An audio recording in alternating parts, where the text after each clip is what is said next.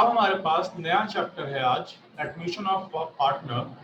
इसमें हम rights, liabilities and effects and adjustments of in the event of admission of a partner, इस point को हम लोग डिस्कस करने वाले हैं। इसमें क्या एक नया पार्टनर जब एडमिट होता है तो क्या क्या प्रॉब्लम्स आती हैं उनको हम डिस्कस करेंगे, और उन प्रॉब्लम्स को हम कैसे रिकॉर्ड करते हैं अपनी बुक्स ऑफ अकाउंट्स में, उसको हम लोग देखेंगे। तो सबसे पहले जब हम बात करते हैं एडमिशन ऑफ अ पार्टनर की, तो उसको ध्यान से देखना। Admission of a new partner, यानी जब न्यू पार्टनर एडमिट होता है तो फर्स्ट ऑफ ऑल जो हमारा पार्टनरशिप एक्ट है, पार्टनरशिप एक्ट 1932, पार्टनरशिप एक्ट 1932 और सेक्शन 31। तो सेक्शन 31 बताता है कि एक नया पार्टनर किस सिनारियो में या किन सिनारियो में एडमिट हो सकता है या कैसे एडमिट हो सकता है। तो सेक्शन 31 क्या कहता है कि अगर एक नया पार्टनर तभी एडमिट हो सकता है अगर if it is so agreed in the partnership deed। या तो पार्टनरशिप डीड में एग्रीमेंट होना चाहिए, एग्रीड की हो इस बात को लिखा हो कि भाई नया पार्टनर एडमिट हो सकता है। लेकिन अगर पार्टनरशिप डीड में इस बात को मेंशन नहीं किया हुआ और पार्टनरशिप या फिर साइलेंट है अबाउट या regarding admission of a new partner, then हम कह रहे हैं in the absence of the above.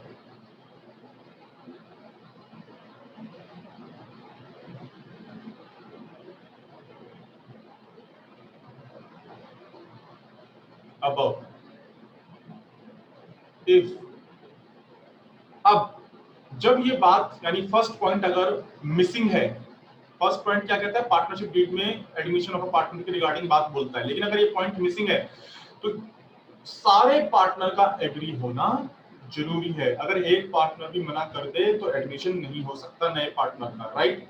Suppose A B C, तीन पार्टनर है एक फर्म के अंदर।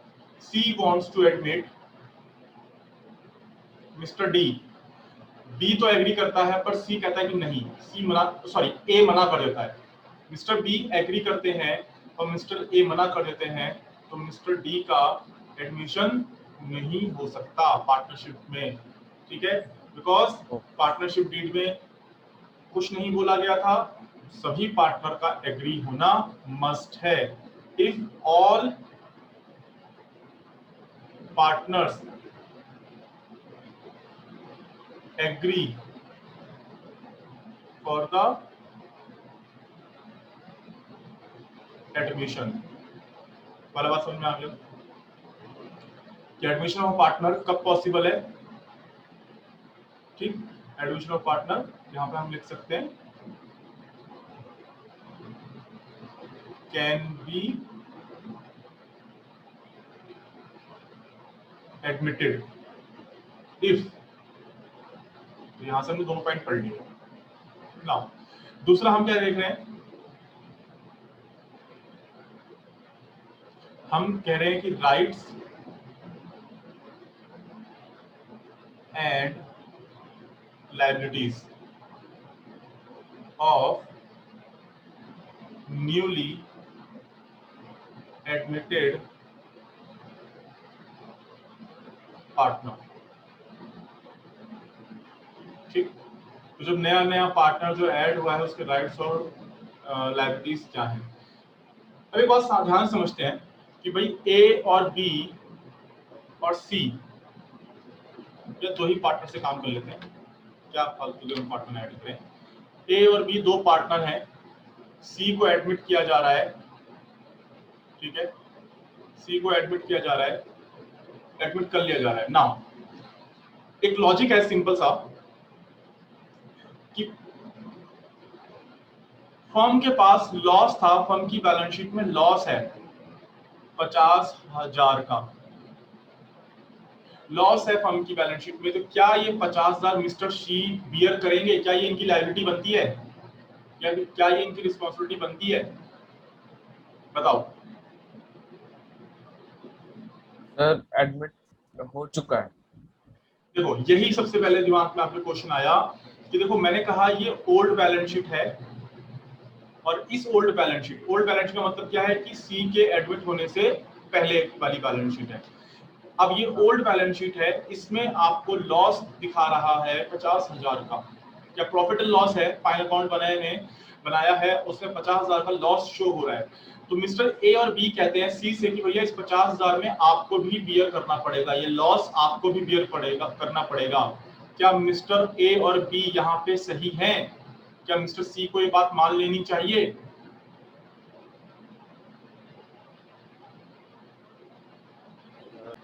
ठीक। तो जब अगर वो कोई भी नया पार्टनर एडमिट होता है तो इसीलिए जो हमारे previous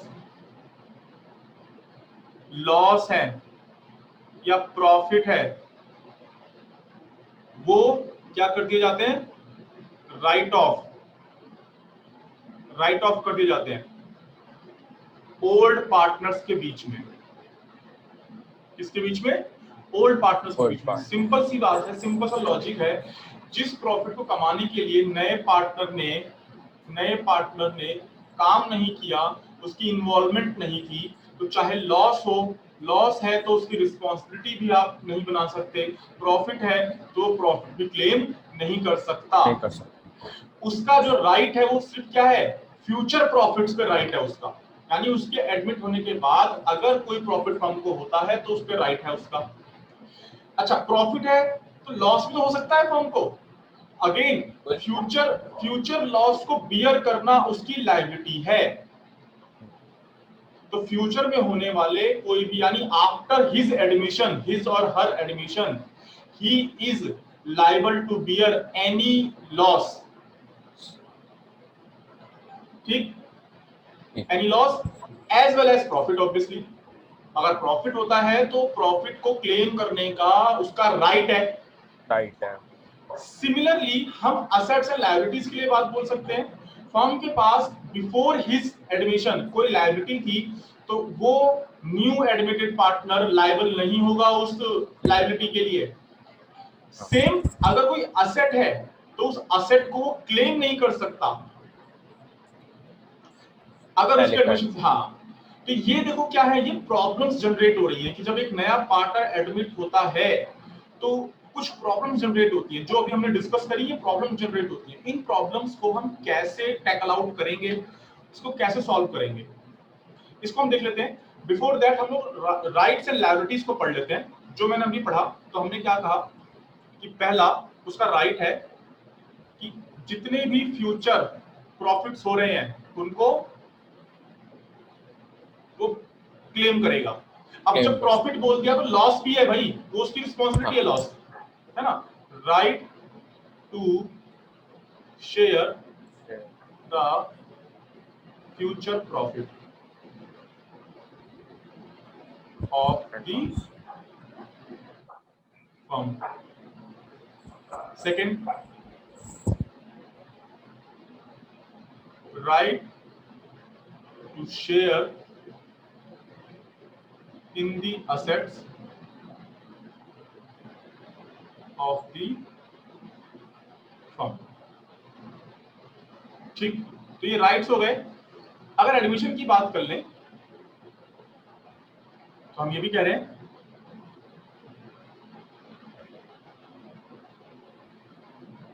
at the same time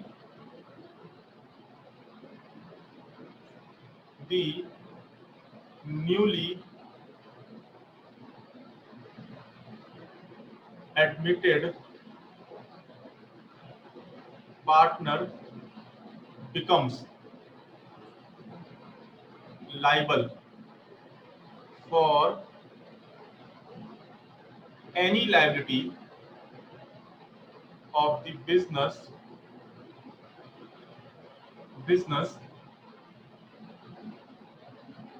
incurred after his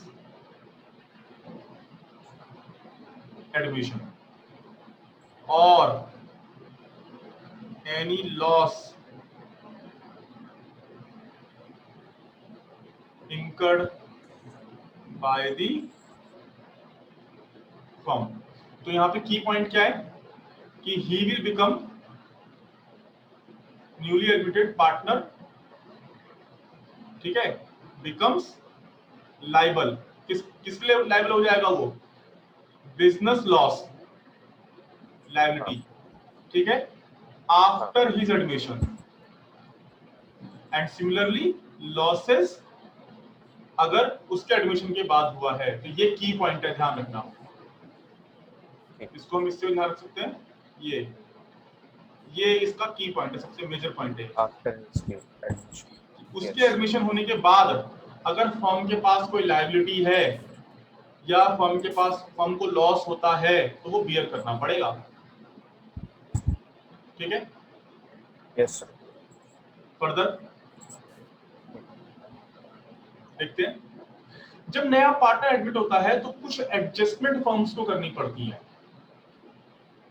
जो भी मैंने बोला प्रॉब्लम्स होती हैं, वो प्रॉब्लम्स फर्म को अब एडजस्टमेंट के तौर पे करनी पड़ती है.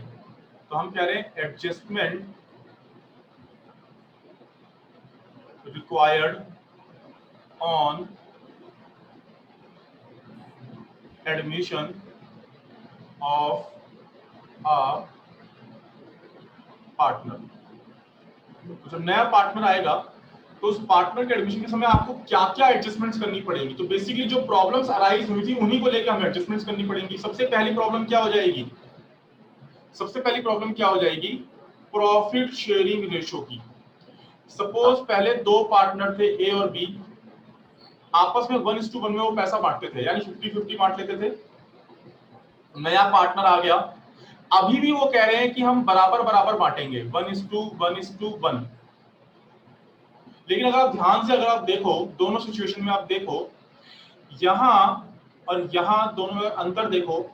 ए और बी का शेयर कम हो गया है अपने आप. देखो यहाँ पे 1/2 था, यानी हाफ था, 50% था. अब यहाँ पे शेयर उनका 1/3 है, कम हो गया. तो सीधी सी बात है कि प्रॉफिट शेयरिंग रेशो यहाँ पे चेंज होता है. जब भी नया पार्टनर आता है तो आपका प्रॉफिट शेयरिंग रेशो चेंज होता है. तो इसी वजह से इसको हम क्या बोलते हैं? Reconstruction of partnership. क्योंकि जब नया पार्टनर एडमिट हुआ तो बेसिकली पुरानी पार्टनरशिप खत्म हो गई और नई पार्टनरशिप एक्सिस्टेंस में आ गई. यही वजह है कि चैप्टर की हेडिंग में भी मैंने नाम क्या लिखा है? Reconstruction and admission of a partner. Because when new partner admits the whole picture of firm changes. और वो फर्म की जो पिक्चर चेंज हो रही है, फेस जो चेंज हो रहा है, उसको आपको रिकॉर्ड करना पड़ता है अपनी अकाउंट्स में, अपनी बुक्स में. तो सबसे पहला चेंज कहां आता है? सबसे पहला चेंज आता है आपके प्रॉफिट शेयरिंग रेशो में. तो हम यहां पे लिख सकते हैं change in profit sharing ratio. इसके अंदर हम और क्या पढ़ने वाले हैं? इस टॉपिक के अंदर हम पढ़ेंगे सैक्रिफाइस रेशो और गेनिंग रेशो, सब पढ़ने वाले हैं हम यहाँ पे. ठीक है. दूसरी प्रॉब्लम क्या आती है हमारे पास? भाई नए पार्टनर के आने की वजह से फर्म की गुडविल पे भी असर पड़ता है. ठीक है. फर्म की गुडविल इंक्रीज होती है, डिक्रीज होती है, जो भी है, रिवैल्यूएशन होता है बेसिकली गुडविल का भी. तो हम कहते हैं goodwill valuation and it's treatment. तो हम गुडविल को रीवैल्यू भी करेंगे, उसका वैल्यूएशन भी करेंगे और उसकी ट्रीटमेंट भी करेंगे. थर्ड, हम क्या करते हैं भाई, जब नया पार्टनर आता है तो असेट्स एंड लायबिलिटीज का रीवैल्यूएशन होता है, और इस रीवैल्यूएशन पे होने वाले लॉस को या प्रॉफिट को ओल्ड पार्टनर आपस में बियर करते हैं। ठीक है, तो हम अगला क्या करेंगे, revaluation of assets and reassessment of liabilities. फिलहाल मैं एक ही सेंटेंस में लिख दे रहा हूं, revaluation of assets and liability and adjustment on revaluation, ये करेंगे काम हम। और जैसा अभी हम लोग ऊपर एग्जांपल में डिस्कस किया था कि जितने भी ओल्ड रिजर्व्स हैं या ओल्ड प्रॉफिट्स हैं, ओल्ड लॉसेस हैं, इनको राइट ऑफ करना होगा। क्या करना होगा, राइट ऑफ करना होगा। तो हम क्या करेंगे, एडजस्टमेंट्स। अच्छा, क्यों राइट ऑफ करना होगा, अगेन जब पार्टनरशिप रिकंस्ट्रक्ट हो रही है, नए सिरे से पार्टनरशिप दोबारा से एक्सिस्टेंस में आ रही है, तो पुराने जितने भी रिजर्व्स हैं, पुराने जितने भी लॉसेस हैं, पुराने जितने भी प्रॉफिट्स हैं, सबको खत्म कर दिया जाएगा। कौन कर ले जाएगा, राइट ऑफ का मतलब क्या है, जो ओल्ड पार्टनर्स हैं वो बियर करेंगे।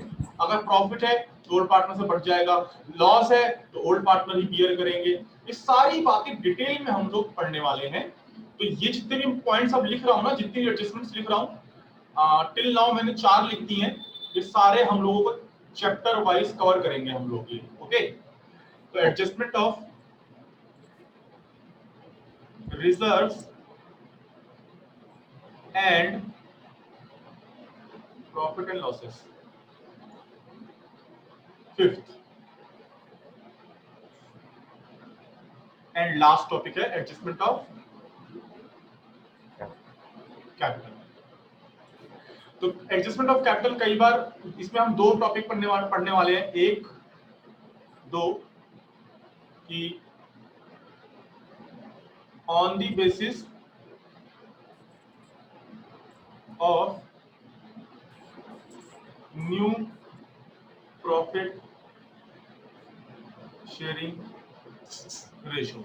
एक काम करते हैं, इसको यहीं पे रहने देते हैं, नहीं रहने देते हैं, जब डिटेल में हम लोग करेंगे तो वहां पे चलेंगे। 2 इसमें मेथड आ जाते हैं, मतलब तो टोटल 5 पॉइंट आपने यहाँ पे देखे और 5 को हम लोगों ने कवर करना है। ठीक, तो यहाँ आते हैं, अपने नेक्स्ट क्वेश्चन पे आते हैं, एक प्रैक्टिकल प्रॉब्लम करते हैं। तो सबसे पहली प्रॉब्लम मेरी क्या है, change in profit sharing ratio से रिलेटेड है। तो change in profit sharing ratio से रिलेटेड हम लोग क्वेश्चन कर लेंगे। कुछ क्वेश्चन करते हैं। तुम्हारे पास है change in profit sharing ratio, ये टॉपिक हम लोग करेंगे। और हमारी शीट से क्वेश्चन नंबर 1 होगा, इसको रीड करते हैं और साथ में देखते हैं। A and B partners are partners sharing profit in the ratio of 3:2. Calculate new profit sharing ratio of A and B and C. क्या फाइंड आउट करना है, new profit sharing ratio find out करना है। हमें given क्या है, हमें given है A और B का old ratio, old profit sharing ratio given है, राइट, क्लियर। अब सबसे पहला हम देखते हैं यहाँ पे,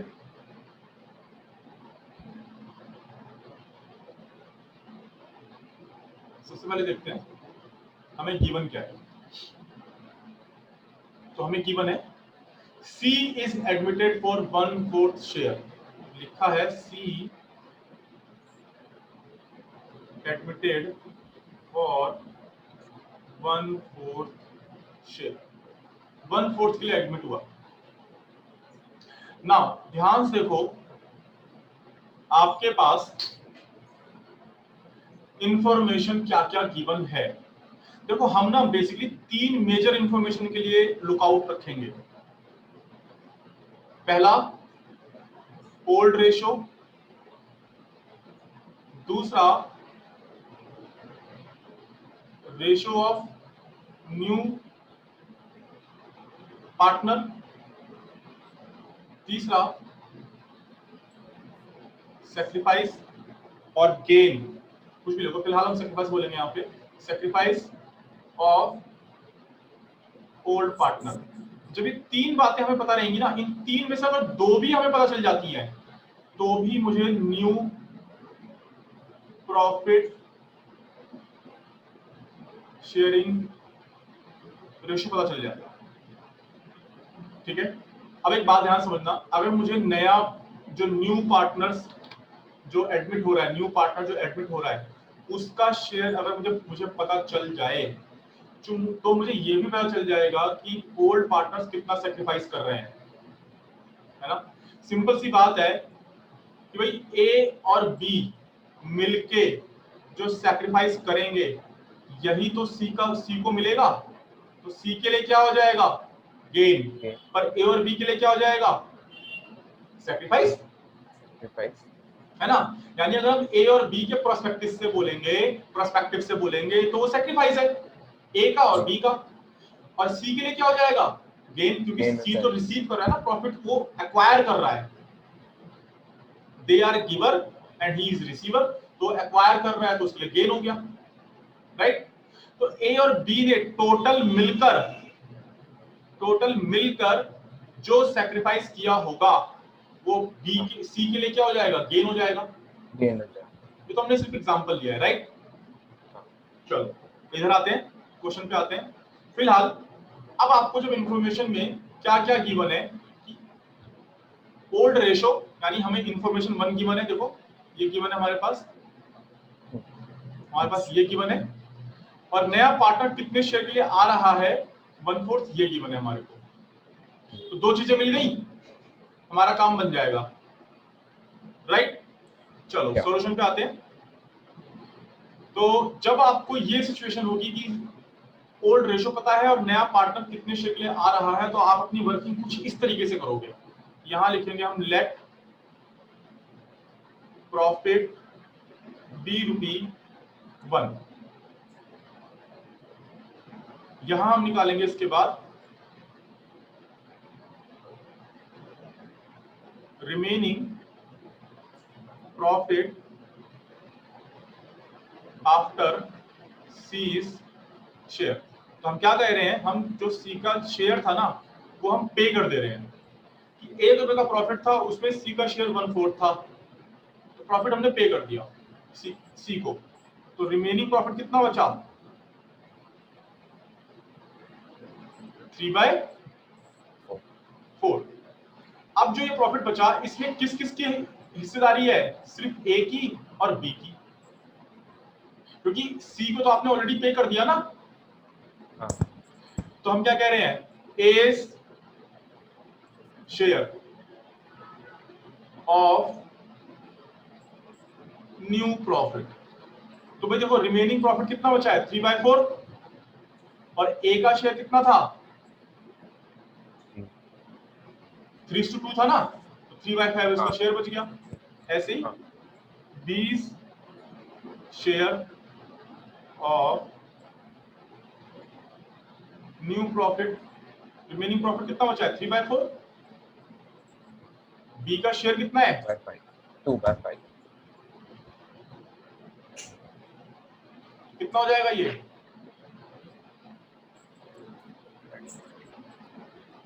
राइट। नाउ सी का शेयर आपको ऑलरेडी गिवन है 1/4। अभी रेशियो में लिखने के लिए ना हमारे को बेस बराबर होना चाहिए।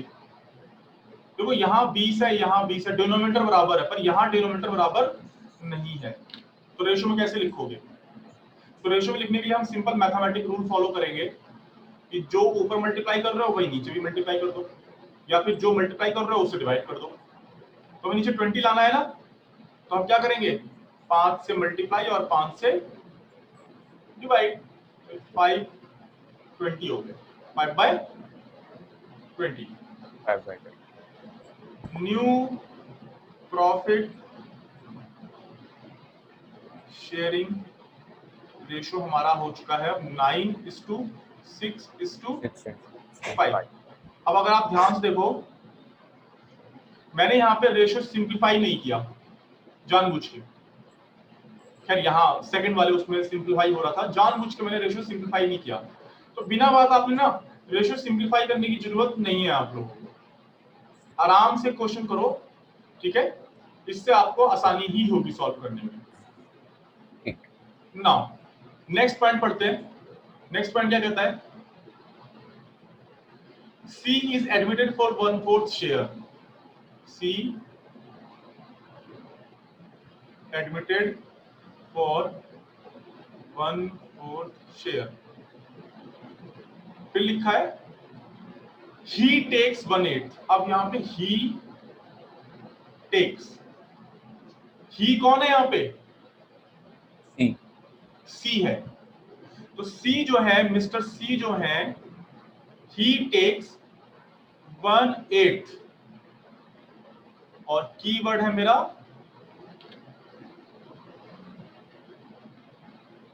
from A and similarly 1/8 from B। तो अगर आप इसको सिंपल हिंदी ट्रांसलेशन करो, बिल्कुल सिंपल हिंदी ट्रांसलेशन, तो क्या कहता है? ये कहता है कि C ने A से 1/8 शेयर लिया, सिमिलरली C ने B से 1/8 शेयर लिया। तो इसका मतलब हमें तो ये ऐसे भी तो पढ़ सकते हैं कि A ने 1/8 शेयर दिया C को, सिंपली हमें A का सेक्रीफाइस मिल गया। वे उसने जो गिवन है ना, जो उसने दे दिया, वो सेक्रीफाइस तो हुआ उसका, और सिंपली B का सेक्रीफाइस ये हो गया। यानी इस क्वेश्चन में आपको डायरेक्टली A और B का सेक्रीफाइस दिया हुआ है। और कैसे पता चला? ये कीवर्ड हमारा फ्रॉम है। अगर आप लिटरल मीनिंग देखो इसकी हिंदी में, तो क्या कहते हैं कि में से दिया, मतलब अब मेरे पास जो भी था उसमें से मैंने कुछ निकाल के C को दे दिया, तो ये सेक्रीफाइस हो गया हमारा, राइट। अब जब इस तरीके से आपके पास इंफॉर्मेशन होगी तो आप अपने क्वेश्चन को कैसे सॉल्व करोगे? देखो ध्यान से। तो अब जब इस तरह से आपको क्वेश्चन किया होगा तो ट्रीटमेंट कैसे होगी? देखो,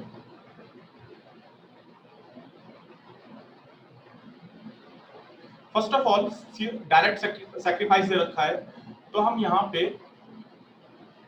एज न्यू शेयर डायरेक्टली निकाल सकते हैं, क्योंकि ए का जो भी ओल्ड शेयर था कितना था? वो 3/5। इसने अपने इस शेयर में से कितना दे दिया? 1/8 दे दिया। ऐसे ही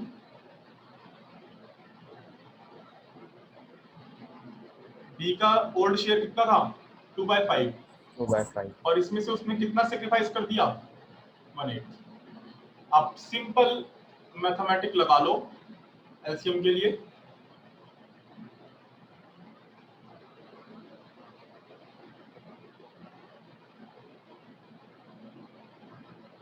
ये आ गया 19/40 और ये 11/40, ठीक है। नाउ सी का शेयर कितना है? अब आप ध्यान से देखो, अगर हमें ये 1/4 वाली इंफॉर्मेशन, ये वाली इंफॉर्मेशन जो मैंने हाईलाइट करी है, नहीं भी अगर दे रखी होती तो भी मुझे सी का शेयर पता चल जाता। कैसे भाई? जो ए और बी ने मिलके सैक्रिफाइस किया है, यही तो सी का गेन है। यानी ए ने सैक्रिफाइस किया 1/8, बी ने सैक्रिफाइस किया 1/8, दोनों को जोड़ लें अगर, तो टोटल कितना हुआ? 2/8, और ये इवेंचुअली क्या हो जाता है? 1/4। तो अब अगर आप ध्यान से देखो तो 1/4 शेयर ही बनता है ना? Yes sir. तो हमें इसको करने की जरूरत नहीं थी, पर फिर भी मैंने करके दिखा दिया जिससे आपकी कॉमन अंडरस्टैंडिंग डेवलप हो। फिलहाल सी का शेयर 1/4 है। बेस बराबर करने के लिए हम क्या करेंगे? नीचे 40 चाहिए, तो 10 से ऊपर और नीचे मल्टीप्लाई कर लेंगे, and that will be 10/40। 40 40 new profit sharing ratio is 19 by 11 ratio by 10 19:11:40 to 10 हाँ 40 10 सॉरी 10 है, माय बैड 10 है। ठीक, फर्दर Yes. देखते हैं point number C. C is admitted for 1/4 share. चल C admitted for 1/4 share, right, 1/4 share. नीचे लिखा है he takes, again he takes। अब यहां पे he कौन है? Mister C. C he takes, इसको हम ऐसे में लिखते हैं from A and B in the ratio of 2:1। अब ध्यान समझना, पहले वाले पॉइंट और दूसरे में ये एक मेजर पॉइंट आ गया, डिफरेंस आ गया। यहां तक तो लैंग्वेज सेम थी कि ही टेक्स, ही कौन है? सी। सी लेता है फ्रॉम ए और बी से इन द रेशियो ऑफ 2:1। अब आपको यहां पे ये बता दिया कि टोटल सैक्रिफाइस कितना करना है ए और बी ने मिलके 1/4, क्योंकि बी 1/4 सी का शेयर 1/4 है। लेकिन अब किस रेशियो में वो सैक्रिफाइस कर रहे हैं ये आपको गिवन है। तो यानी मुझे क्या गिवन है? मुझे सैक्रिफाइसिंग ratio रेशियो गिवन है। इस रेशियो में मिस्टर ए और बी सी को सैक्रिफाइस कर रहे हैं। क्या सैक्रिफाइस कर रहे हैं? 1/4, राइट। तो हम यहां पे निकाल लेंगे ए का सैक्रिफाइस। फर्स्ट क्वेश्चन में यानी इसके प्रीवियस पॉइंट में आपको सैक्रिफाइस डायरेक्टली आपको दिया हुआ था, यहां आपको जो सैक्रिफाइस है वो इनडायरेक्टली दिया हुआ है। देखो सी का शेयर कितना है? 1/4। ए और बी को तो यही तो मिलके सैक्रिफाइस करना है, इतना तो सैक्रिफाइस करना है ना ए और बी को मिलके। और वो सैक्रिफाइसिंग रेशियो कितना है? 2:1। तो ए कितना करेगा? 2/3।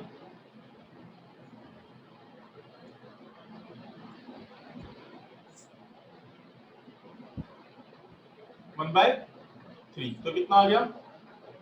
2/12 और 1/12।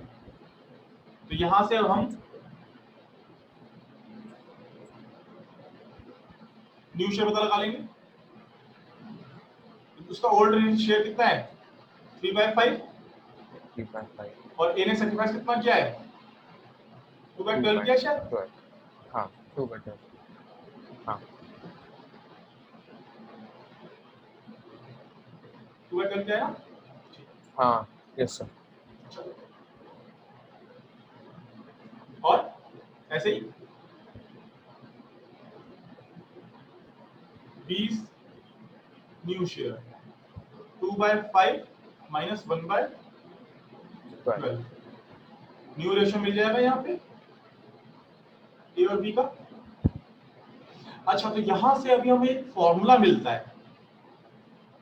देखो अब तक तो हमने अंडरस्टैंडिंग ले ली, यहां से हम एक ना फॉर्मूला जो है वो फॉर्मुलेट कर सकते हैं। और वो क्या? यानी अगर आपको न्यू शेयर या न्यू रेशियो निकालना है आपको, तो ओल्ड रेशियो में से अगर हम सैक्रिफाइस रेशियो माइनस कर दें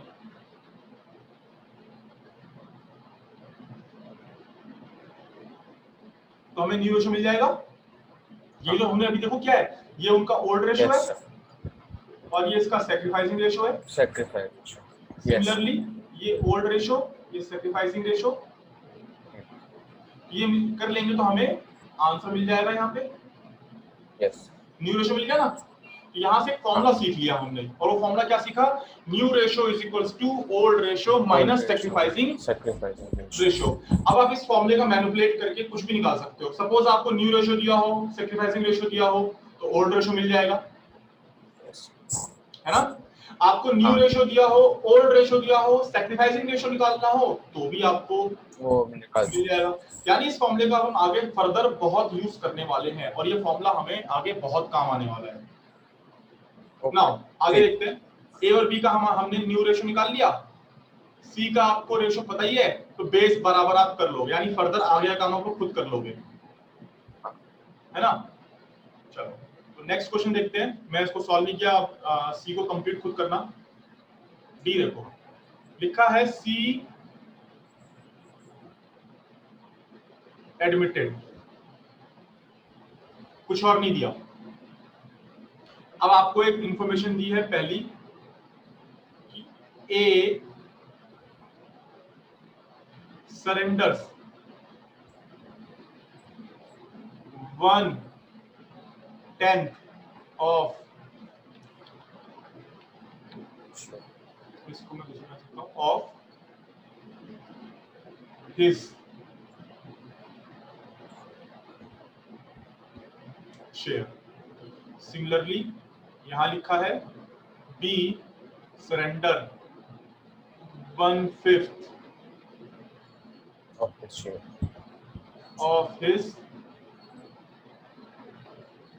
शेयर। ध्यान से, मैंने ब्लैक पेन से लिखा है, मैं इसको एक काम करता हूँ हाईलाइट भी कर देता हूँ।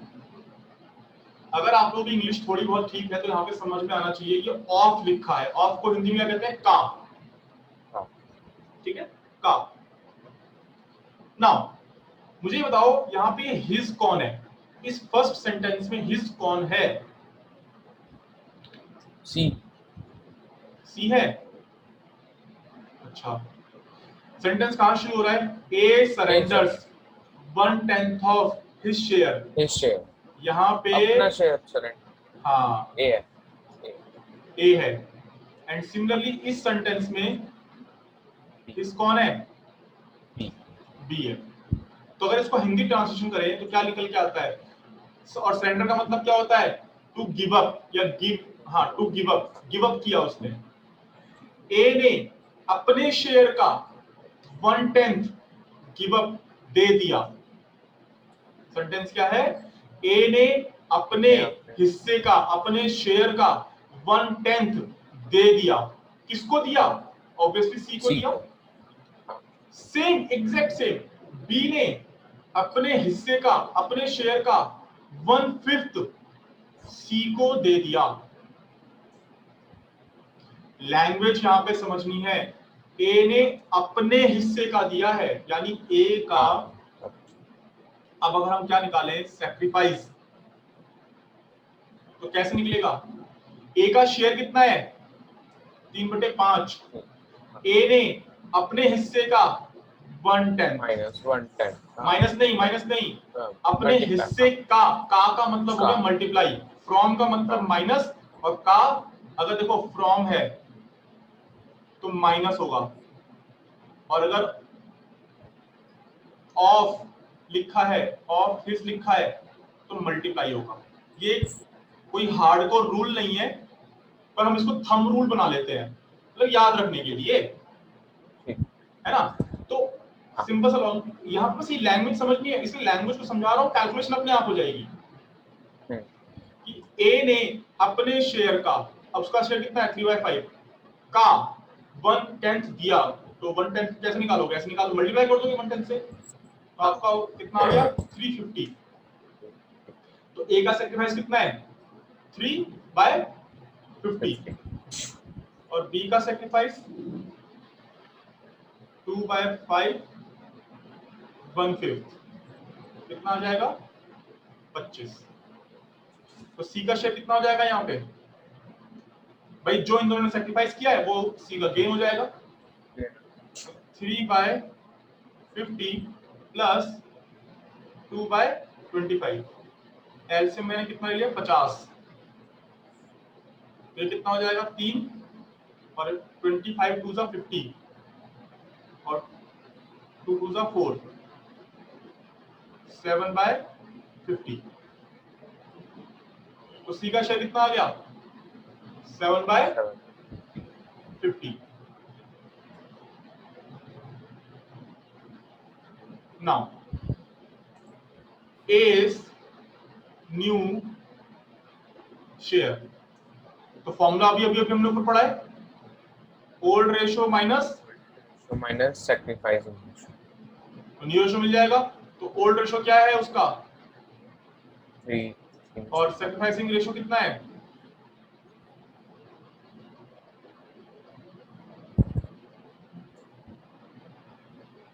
ओल्ड रेशियो कितना है 2/5 बी का और सैक्रिफाइस कितना है 2/25। एलसीएम ले लो 50 तो 10 into 3 30 minus 3 27/50। ये कितना आएगा एलसीएम 25 10 minus 2 8/25 और सी का शेयर आपने ऑलरेडी निकाला हुआ है 7/50 राइट। यस तो बेस बराबर करने के लिए आप क्या करोगे बी के शेयर में ऊपर नीचे 2 से मल्टीप्लाई कर दोगे। हाँ तो कितना आ जाएगा ये 16/50। तो new profit sharing ratio 27 16 ratio और 7 हाँ ए बी सी ठीक है। Yes sir. नेक्स्ट देखते हैं ई देखते हैं ई क्या कहता है C is admitted for 1/4 share. C को आपने एडमिट किया 1/4 के लिए। A and B decided to share equally in the future. चलो C admitted for 1/4 share. A and B future profit जो आपस में शेयर करेंगे वो करेंगे इक्वली। इक्वली का मतलब क्या हो गया 1:1। भाई इक्वली का मतलब ये तो हुआ ना 1:1 यानी ए और बी कह रहे हैं कि भाई हम जो भी शेयर मिले सी को हम आपस में यानी ए और बी का जो प्रॉफिट हो बराबर बराबर होगा। तो इसकी वर्किंग देख लो बहुत आसान है। जो हमने सबसे पहला क्वेश्चन किया था बिल्कुल वैसे ही करना है। Let profit be to be 1 remaining profit after C's share 1 - 1/4 3/4 आ गया राइट। अब इसमें किसकी हिस्सेदारी है ए और बी की और ए और बी ने डिसाइड कर लिया है कि सर हम आपस में जो बांटेंगे ना प्रॉफिट वो तो हम इक्वली 1:1 में बांटेंगे इक्वली बांटेंगे। यानी 3/4 ए और बी में कैसे बढ़ जाएगा बराबर बराबर। तो ए इज न्यू शेयर तो 3/4 1/2 बी इज न्यू शेयर 3/4 1/2 तो 3/8 3/8 और सी का शेयर कितना है 1/4। तो बेस बराबर करने के लिए क्या करेंगे ऊपर नीचे multiply 2/8। Yes yes I know. तो सी का शेयर कितना है 1/4। बेस बराबर करने के लिए हम क्या करेंगे 2 से ऊपर नीचे मल्टीप्लाई कर लेंगे मल्टीप्लाई या डिवाइड कर लेंगे सेम चीज। तो 2/8 आ जाएगा। तो new profit sharing ratio will be 3:2.